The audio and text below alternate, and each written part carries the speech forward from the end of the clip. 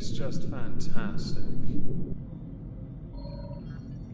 Hello everyone, welcome back to another video. We're going to be continuing a discussion from last week concerning JaeBae Production, a TikTok creator who is present on many different platforms, but mostly TikTok, Instagram and a bit of YouTube, because a lot of what they espouse I fundamentally disagree with. This does afford us an opportunity to look at the GoFundMe they started to support the mission for fat liberation. With a goal of $15,000, it has 5 donations and still sits at $145. One donation came 11 hours ago at time of recording with a comment that reads, "You have a food addiction, go see an addiction specialist." Ow. As far as their content goes, they don't generally get much in the way of viewership even on TikTok. You need more than 9,000 to really, get somewhere. You need hundreds of thousands, you need to upload 5 to 6 videos a day just to get onto the For You page. When this is the kind of content you produce, nah. And I can't imagine it's done much to invigorate her type of content when, she's not making any headway and she's not getting much in the way of donations. But that hasn't stopped her. For example, she's taken up boxing. Today I'm headed to All Body Strong to do a boxing class, and I'm so freaking excited. I cannot wait to take you along with me. I cannot wait to see how this experience goes. As a fat ambulatory wheelchair user, I have not felt comfortable in a gym space in a long time. I'm taking you along with me, and I'll let you know how it goes after I'm done. 2 things. 1, the audio is genuinely bad on her end, not mine, because the audio will improve in the next clip. 2nd, fat ambulatory wheelchair user. That is a term I have never heard in my life. That's not to say I'm trying to play ignorance for the sake of it. It's just a very strange flex, right? And when you talk about showing people this experience, this tells me you got a coupon for a free trial. Boxing is a fantastic workout if you actually commit yourself. But as this will undoubtedly be a novelty, I can see it as being nothing more than bleh. Let's see if I'm right. Welcome to All Body Strong, the first fat-owned and operated gym in the Pacific Northwest, designed to be inclusive for all bodies. This gym was thoughtfully created with fat liberation at its core. From high-capacity equipment to inclusive seating, every detail ensures accessibility and comfort for everybody, no matter their body size or mobility needs. The space itself is awesome, welcoming, accessible, and filled with thoughtful touches like body-positive artwork and even a bidet in the bathroom. Why am I not surprised there's a bidet in the bathroom? I honestly couldn't have been more unsurprised at that part, that revelation. I'm sure I'm not the only person on the subject of fat liberation inclusivity within gyms to find a form of contradiction here. People start off larger and invariably they work their way down in weight and build muscle mass as time goes by. If your goal is to appear healthier or work out for the sake of working out so you can go and eat more, or maintain the size you're at, which is, well, untenable really, certainly long term, then there's no point in you going to the gym in the first place.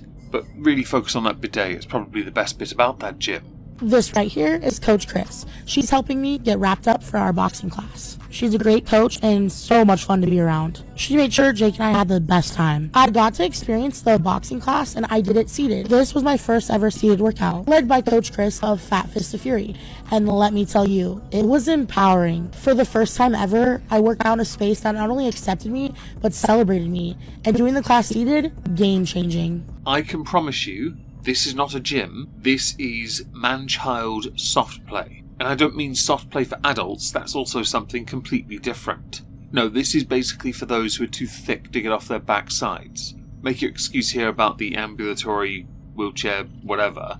Don't care. Boxing is better when your entire body is being used. As someone that boxed, simply putting your arm into pads is one thing. Generating power is highly beneficial for your entire body. See, the body is a spring. We bring the power up from our feet through our legs, hips, up towards our arms. If you're sat down doing that, you're just throwing your hands. There's nothing there. The motion is one thing, but the motion's supposed to benefit you in some way. In your case, what's that for? Staving off arthritis? Or giving the bingo wings a stretch? Now, of course, because she's in Oregon, she's going to promote a lot of other businesses in that area. We're going to go to another one. Welcome to I Want Seconds, Portland's only fully plus-size resale shop. This place is a love letter to the fat community, and I can't wait to show you around. There are a number of Hobbit-related meal jokes I could make with that store name. I just want to point at the fact that when it comes to making jokes at the expense of fat people, you call it fat phobia, right?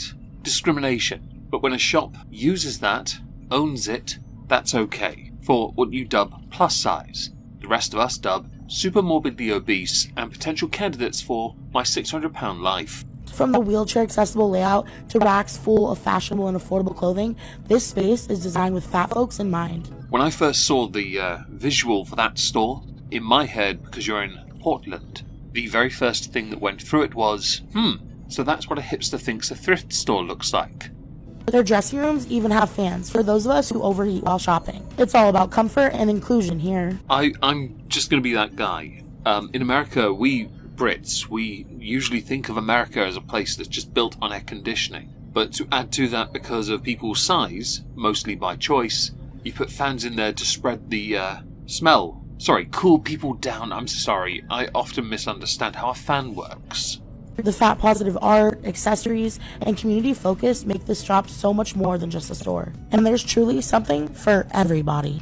Everything here celebrates fat bodies, supports fat artists, and builds a fat economy while promoting sustainable fashion. Sustainable, you say? Okay. I assume these are also fed 4,000 to 5,000 calories a day and barely move anything, which would include their shelf asses, fupas, gunts, bingo wings, legs. Sustainable is an interesting choice of word, really, because to be sustainable would mean to be slovenly, lazy, greasy, disgusting. Unless you have medical conditions that actually legitimately inhibit your abilities, this is not a life worth living.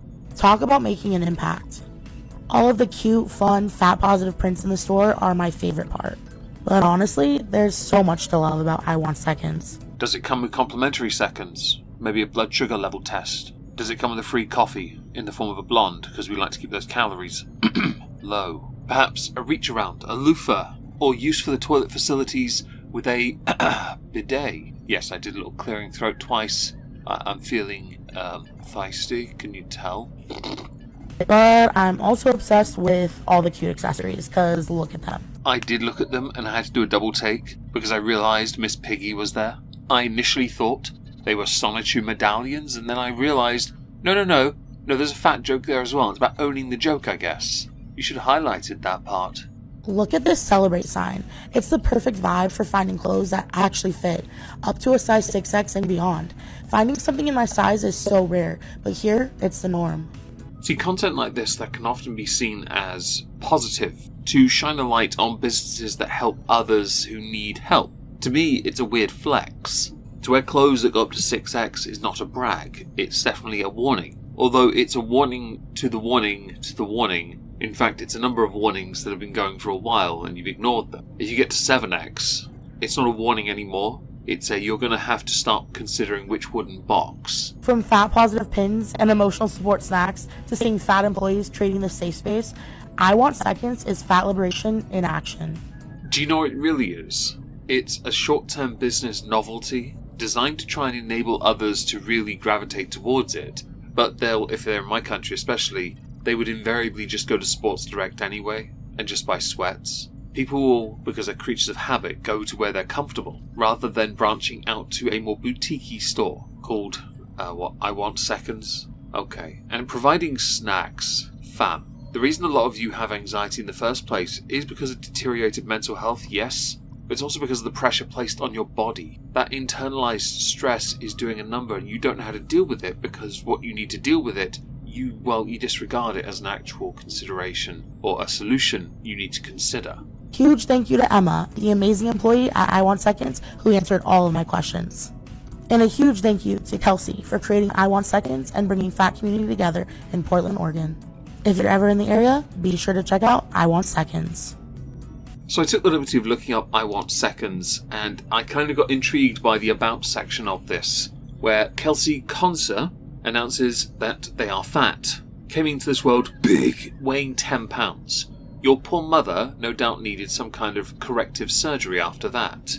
There's an image to the right with an individual, I assume Kelsey, wearing a t-shirt that reads, "Your body is not wrong, society is." The medical industry would beg to differ. Now back to Jbay, there's one more video of theirs I'd like to show you today. They're a bit of a, they like to make actual videos as opposed to these advert videos. And I thought, rather than them being a paid shill, will listen to some of their actual talking points. Well, I just care about your health. Maybe if you lost weight, you'd feel better. Nah, let's be clear. Fat phobia is a choice. Stop pretending it's for fat people's health.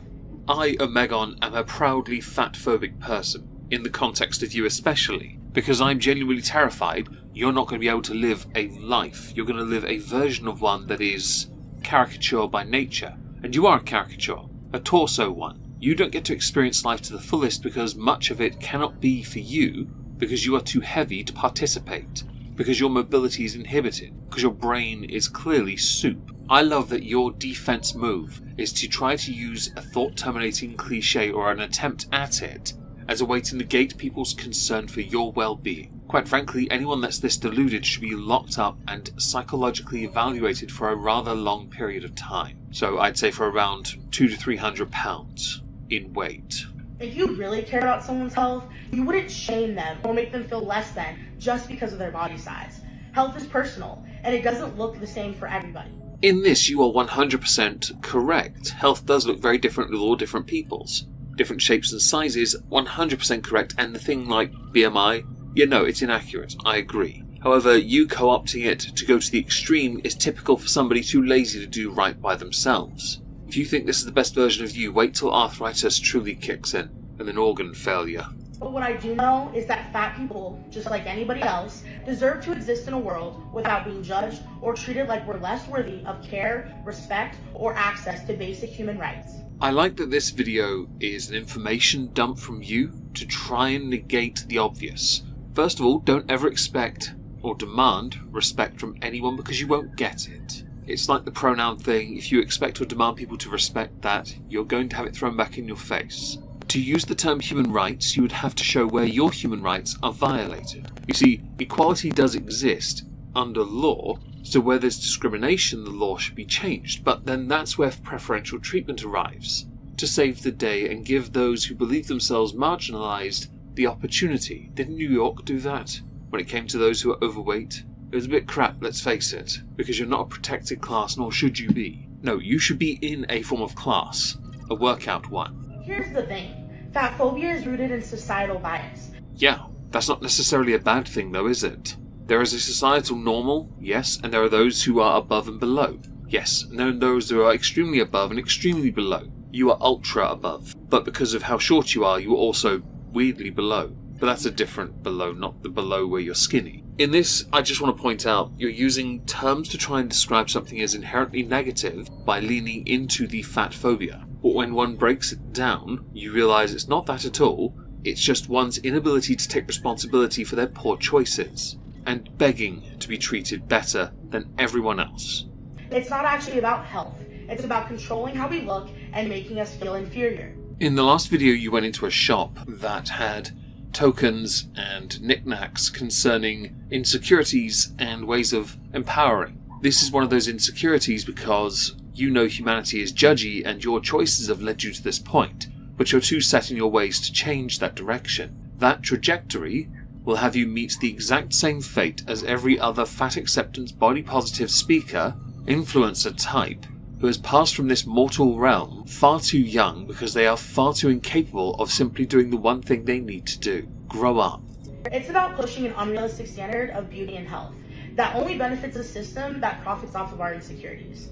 We're told just lose the weight, like it's that easy. For the sake of this video, I'm not going to play anymore. You are right, there is some kind of Matrix-like thing going on. However, I would be remiss if I didn't point out anything worth doing is generally not easy. Going to the gym is one step, yes, one of many steps, to a commitment to a change in your lifestyle. If you can't do that, then you've already given up. You're younger than me, and I genuinely do not believe you'll reach my age, 39.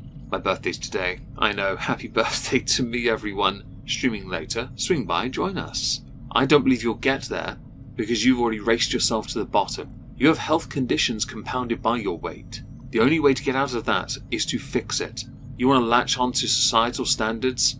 Screw the standards of society. Focus on you and only you. You want to think global? Go nuts. Act local. Beauty standards differ in many countries. The one you're in grants you the boon, a rather good one at that, of freedom. In other countries, you would be bullied into submission. They're not like my country, nor yours, or many of the West. You want to talk about discrimination? Experience actual discrimination first before you try to speak from any position of authority. The only thing you have that you're an authority on is lazy and looking a bit dirty, to be honest.